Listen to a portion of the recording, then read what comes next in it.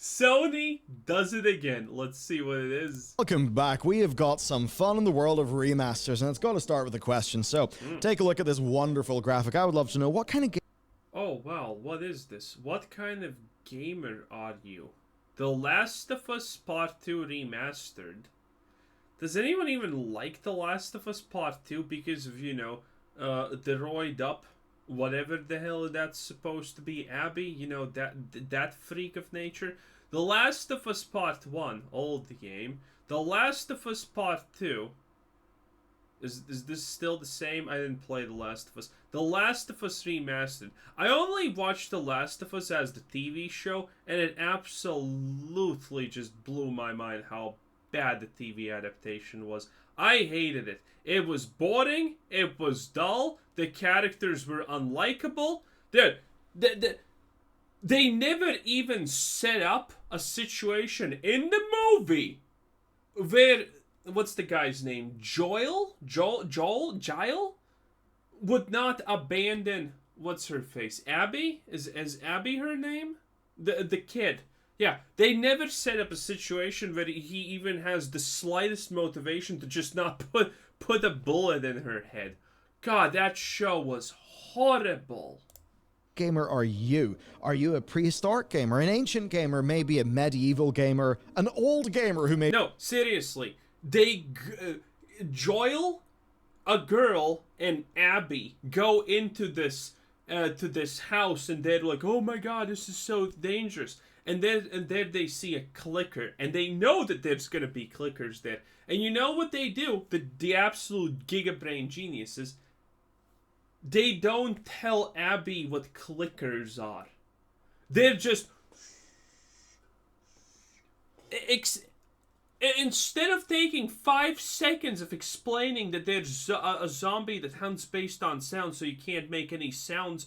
When you're in a space like that, they're like, well, let's just do the shh thing. Yeah, that's so stupid. Also, she's born in a time where zombies exist. Why does she not have basic information about the second most basic zombie type possible?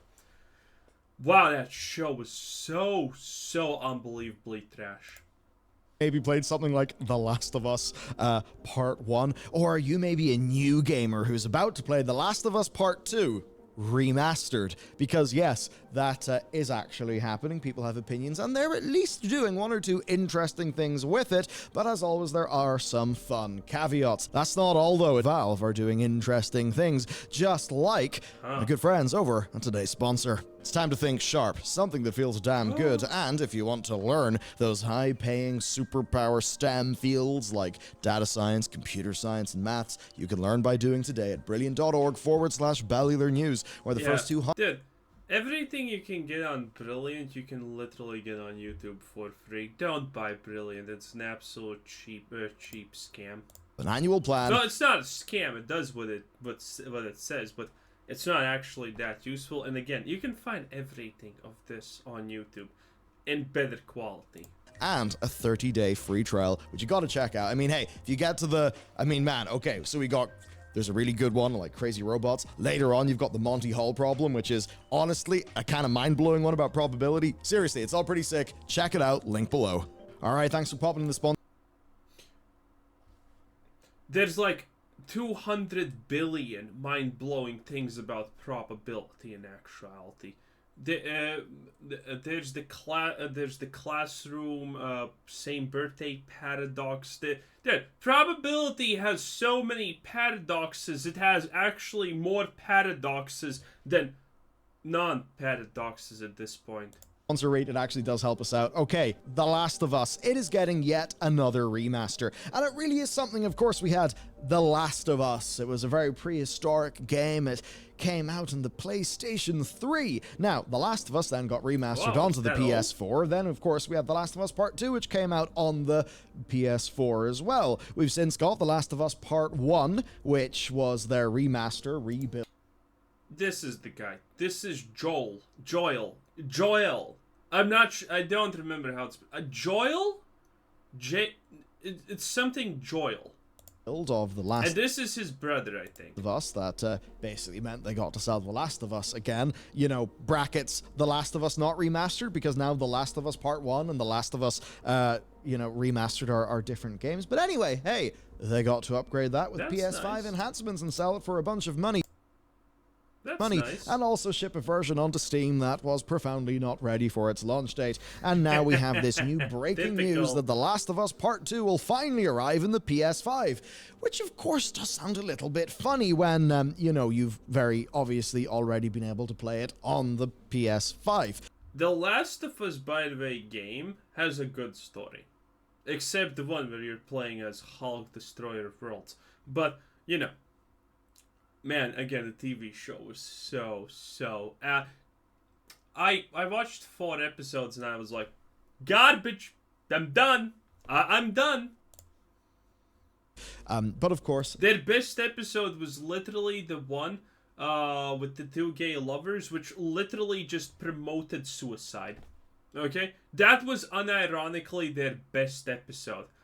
An episode that glorifies self-deletion. Can't say it 2 times in a row on YouTube. But yeah, imagine that being your best episode where you glorify giving up and just deleting your Minecraft character. It's so pitiful. That's the PlayStation 4 version running on the backwards compatibility mode. So it's been less than a year since the PR disaster that was Naughty Dog's release of The Last of Us Part 1 over on PC. That followed up its PS5 launch, which honestly was way better. Now, broadly with Part 1, what people said is, well, basically, it was a largely inconsequential repackaging of the original, especially because the multiplayer mode, which people loved in The Last of Us 1, well, that was cut. And the already, you know, very competent The Last of Us Remastered, which was a PS4 game that of course could run on the PS5, well, that was a very competent video game, wasn't it? Like, it's a pretty good package.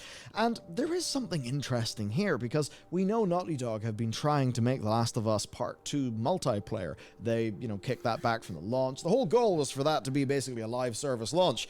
But it ended up not really going anywhere, and they ended up with this kind of problem, I suppose, where you've got half the office who maybe need to work in something. Honestly. So who knows, maybe they were working in another game, maybe they were redeployed to do a release such as this one. Anyway, this time, though, they have learned their lesson when it comes to public positioning, because what we get here is, yes, the expected updates, but also some new things that you could not otherwise get.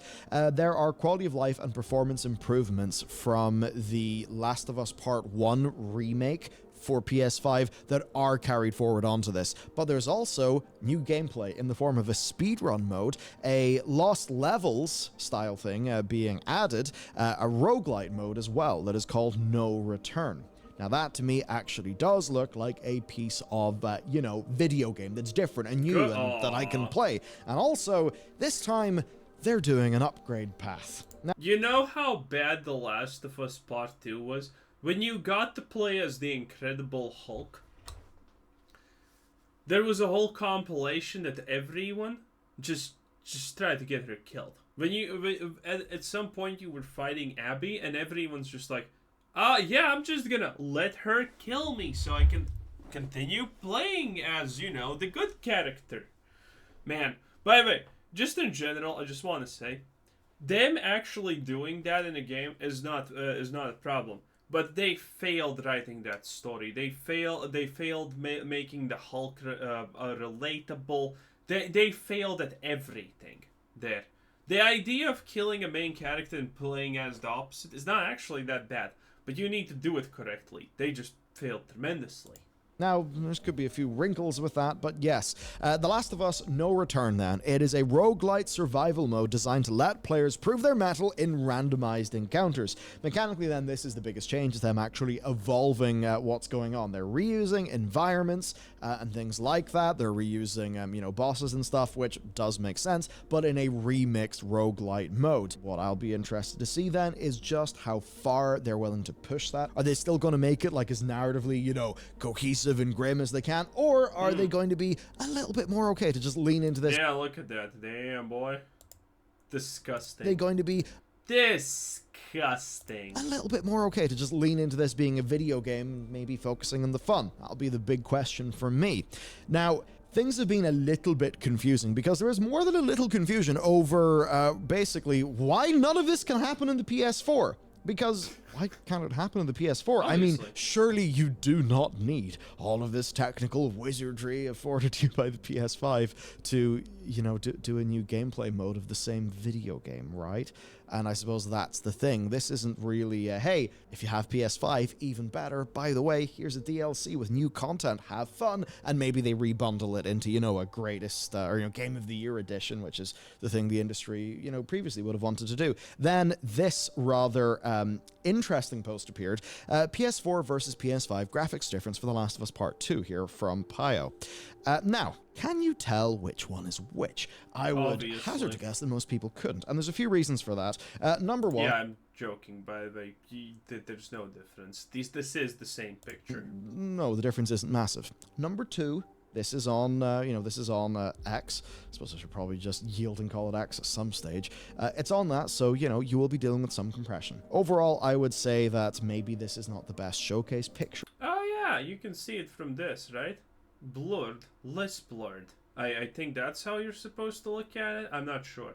Of that, it could be that when you're looking at, say, LOD, some things like that you'll actually see more of a difference. Maybe for some of these close-ups, like, yes, if you pixel peep, there are differences, but I think broadly speaking, this will be coming down to pixel peeping, and also perhaps to a performance mode for the game. Now, those performance modes could make a difference. I'll just read this summary of what they were in Part 1 from Eurogamer. The Last of Us Part 1 offers 5 genuine visual modes engaged through various selections and system tweaks. With the PS5 set to 60Hz mode, you get the option of Fidelity mode that offers 4K visuals with a 30 FPS frame rate target alongside a performance mode that advertises dynamic 4K visuals or native 1440p visuals depending on output resolution, but actually delivers 1440p regardless.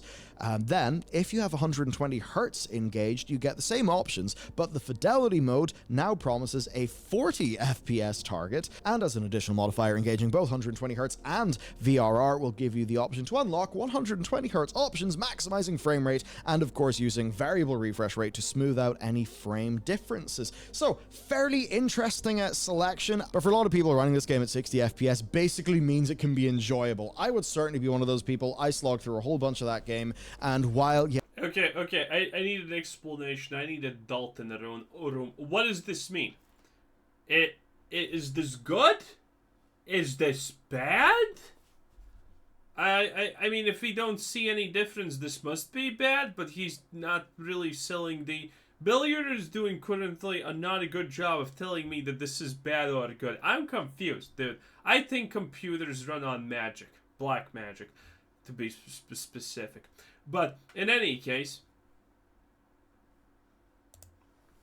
Yes, Naughty Dog pretty much did offer the best 30 FPS on town in the PS4 Pro. It was by no means an experience that I loved playing because, yeah, I'm a PC gamer at heart. I do like my frame rates. Now, when you compare with the original remaster, there is a main difference, and that is pricing, because the PS5 direct purchase price is currently unknown, but we do assume it to be $70, which means that, yeah, this is basically being used to say, hey, didn't pick the game up. Now you can get the best version possible, additional content, give me $70 instead of doing the, you know, re-release and slightly cheaper price point. But the thing that matters is there's an upgrade path, right?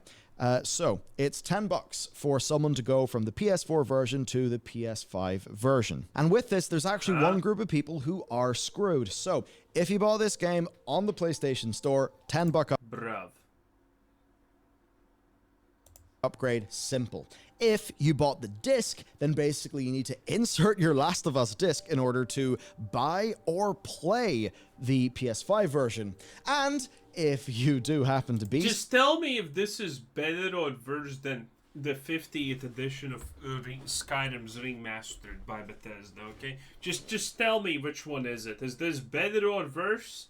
somebody who owns the disc from your PS4 but decided to go digital, you know, with the digital PS5, yeah, tough luck. There is no upgrade path for you. So, yes, certainly a percentage of people are basically kind of being screwed there. And the really hilarious thing is that if somebody was to rebuy, well, at that stage, you spent so much additional money because you got the digital console that you may as well have just got the one with the disc drive. Which, yeah, sucks, frankly. Now, to continue on then, one thing to think about here is that these remasters kind of will serve a bit of a role for Naughty Dog. Okay. Basically, it allows for polishing and updating games, and that in a way is a sort of easy entry path for newer staff to the company.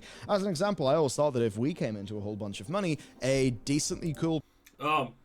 The best thing that comes from remasters is it's free money. Second of all, it does reintroduce new peoples to the franchise. Because how many years has it been since The Last of Us came out? A billion? A million? 3 trillion or something like that? I don't know. It's been forever. The game is old. New people that are now like, I don't know, 10 and becoming gamers or whatever, they're not gonna play the old Last of Us because some fossil that's 30 years old told you, oh, that game's really good when I was younger. Whatever, Grandpa. Okay? They're not gonna want to do that. But the remastered version, that's new, looks updated, and everyone's saying sploosh. Yeah, that they will buy that. They will want that. So, you know, making a remastered is also a significant thing because it tells you that this company wants you to remember their product and the new people to be familiar with this product, which means there could be a Last of Us spin-off game in the works, that there could be a Last of Us 3. And if by the way, I don't follow this, so in case there already is something like that, something like a Last of Us Remastered 2 or whatever this is supposed to be, if there's like a bunch of them, it's a money grab. But if there's not a bunch of them and this remaster is like actually, you know, new in that sense, there could be an announcement soon about a new game. Because again, remasters revitalize the franchise in a way, and it gets new people hyped and whatnot. So, you know, from a business move, that's the important one. Project would be to basically kind of remake The Pale Beyond based on all the things that we all have learned by then, and to essentially use that as a project to actually get newer staff kind of trained up on the tech, but also trained up on the sorts of things that like we make as a studio and actually quite actively experience some of our past work. So I can actually see that being a benefit, but obviously to a customer, I mean, you're not going to care about that because, well, that's not really a benefit to you right now.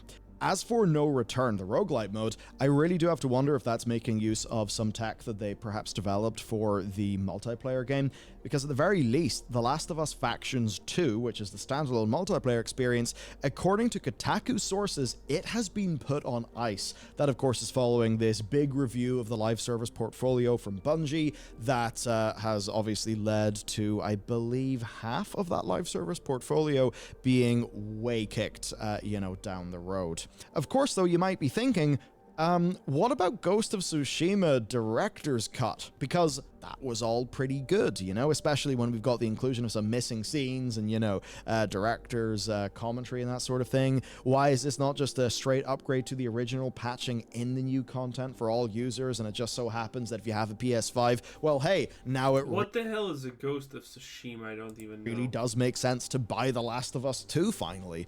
No, as it stands, they know their audiences who will turn up for the remaster and give them $10, and they know there are loads of people that they can market this game to, and ultimately... I understand people that like Ghost of Tsushima, but it's a little bit too much Assassin's Creed for me. They'll get $70 from way more people, and also that will drive sales of The Last of Us Part 1, which also is a full-priced premium game.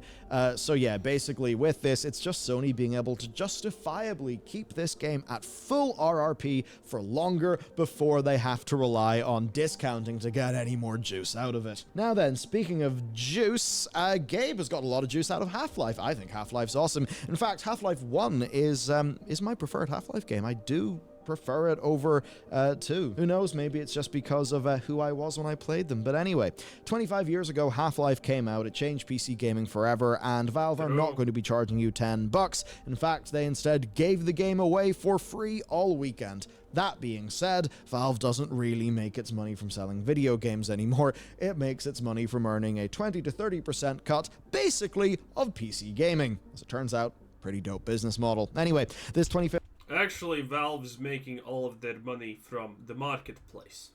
That's where money actually is. Anniversary, though, it does... This is why, by the way, how does he not even know this? Okay? The reason... No, don't get me wrong, like, you know, selling games is a huge part of their revenue source, right? Because every game that was sold on Steam is like a 20 to 50% cut to Valve after all expenses and whatnot. But, well, actually, maybe before expenses, I'm not sure. But the marketplace, it's where it's at, okay? That thing is making so much money for Valve. It's absolute insanity. The marketplace is the reason why every company wanted to make their own launcher. Because everyone who understands these things knows that the real money... again, they're still making a lot of money from selling games, but the marketplace is ridiculous. The marketplace is just ridiculous money for Steam, okay? I would love to see the percentiles, how much they get from selling games and how much they get from the marketplace. Because the marketplace should not be trailing. The marketplace should be relatively close. It's just free money printing. Okay? And that's why every game tried to make their own launcher and create like NFTs and do things like that. Because that would allow them to be another Valve store. You know, marketplace. And that's where the money's at. Show reverence for the brand. It also shows that they're willing to give good stuff to the people who have supported them. So with this, you get 2 separate campaigns of Half-Life Uplink and Half-Life Further Data. These were both previously distributed via third-party CD, so that's fairly interesting. There are 4 new multiplayer maps from current Valve designers. Oh, is this the meme that I saw on Twitter? TF2 players when they see that Half-Life got an update before them.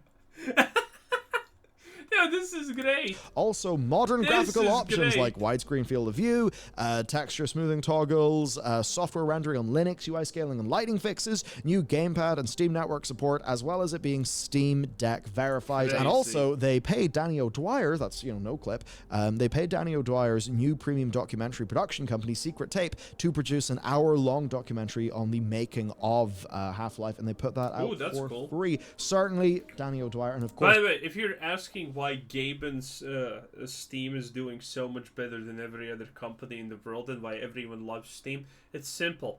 Steam's a privately held enterprise, okay? They're not on the stock market. They don't need to comply to some random ESG bullshit, okay? Simple. The team of craftspeople behind him, they put out amazing work. You should absolutely support and check out NoClip. They are amazing, and this documentary is absolutely fantastic. I loved it. So with this, we see the restoration of cut content, staff commentary, updates to graphics, and additional features. Yeah, quite of a funny comparison, but ultimately, what it basically means here is that The Last of Us at this point is really the only thing that Naughty Dog makes or is interested in. They also need to train up staff and produce something from Sony in a world where their live service game has seemingly fallen to pieces. You know what surprised me the most? That Sony actually cares about this shit. Because Sony is a part of the industrial war complex. So, you know. I think that answers all the questions that you could have. Like, what does Sony care about TVs or games or anything, bruh? They're making tanks and planes. So, you know, they need that to be going on. They just have very different incentives. But you look at Valve, and basically anything to do with Half-Life is a mere rounding error on their budget, right? But what this does do is it helps further support other initiatives they're doing. As an example, this game is deck verified, and I don't know if you've checked out the skill up video on the deck OLED, but my god, the deck OLED is actually really good. So it will help to push more copies of that. So basically... Dude, if you want to be some kind of person who, you know, can't even survive without electricity or looking at your phone or whatever when you're away from the PC. That's sad. I will never buy a Steam Deck. Okay? I will never buy any of this. I do not game on my phone. I do not do any of that. Why? Because I want to be a functional human being as much as it's possible. A definitive Half-Life 1 kind of works as a fun vanity project, you know, a big toast of their fairly amazing past that set them on a just incredible journey through gaming. And yeah, I'd recommend checking it out. Sure, Valve could have charged $5 at the time, but they didn't really need to, did they? I would also say that Black Mesa is really good if you want to experience Half-Life 1 in a bit of a different way as well. Overall then, where am I left in things? Well, for me, The Last of Us Part 2, you know, I enjoyed it as a game, even though it didn't really push the formula forward that much. But, you know, macro narrative design to me was fairly weak. I thought it was trying to be very multi-dimensional, but I think it was doing that in a way that was just very first order, very simple, right? You know, it reminded me of, you know, this is a horrible thing, never do it to an animal, but I remember, you know, people in the past, like if a dog, you know, wet itself on the floor, they, you know, put the dog's nose in its own piss, which is a really horrible thing to do. But I remember hearing that being a thing that... Hey, anyone who does bad to animals deserves to be put down like a rabid animal. Hey, eating meat is fine, but when you start to do bad things to animals just because you can, I think you need to have a painful death. That back in the day people used to do. Of course, never do that. Terrible way to rear an animal. Awful. Big mistake. But I felt like that is what The Last of Us Part 2 was doing in relation to cycle of violence. It was saying, look at this cycle of violence, and then it was ramming your face into it. But in a way that, to me, just felt very forced. It felt quite... I just think it was quite poorly written, to be honest. And I like how this guy just takes his time and saying, like, whoa, she just, whoa, better not shoot.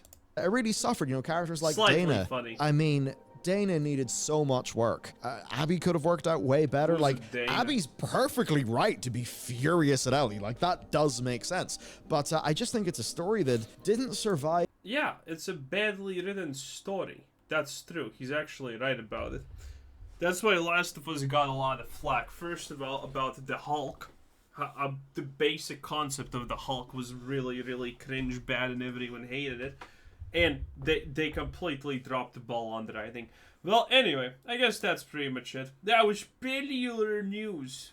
Was funny. Good stuff. There's no actual outro? What the hell? Anyway, yeah, that was Billiard News. Anyway, this was Quizzer Sense, and thanks for watching. Subscribe if you haven't already, and have a nice day. Bye-bye.